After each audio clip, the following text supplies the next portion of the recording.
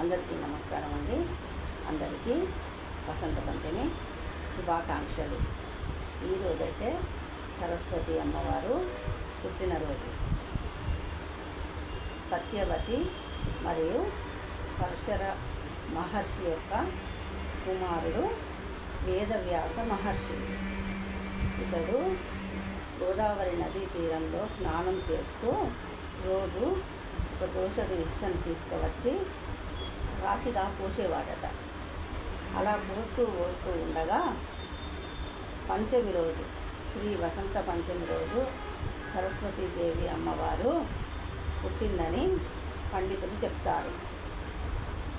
ఇది నిర్మల్ పట్టణంలోని బాసర అమ్మవారి దేవాలయం కట్టించారు. ఈ రోజునైతే పిల్లలందరికీ అక్షరాభ్యాసాలు చేయిస్తూ ఉంటారు. ఈరోజు పిల్లలే కాకుండా పెద్దలు కూడా ఈ శ్లోకం చదువుకుంటే చాలా మంచిది. సరస్వతీ నమస్తుభ్యం వరదే కామరూపిణి విద్యారంభం కరిష్యామి సిద్ధిర్భవతు మే సదా.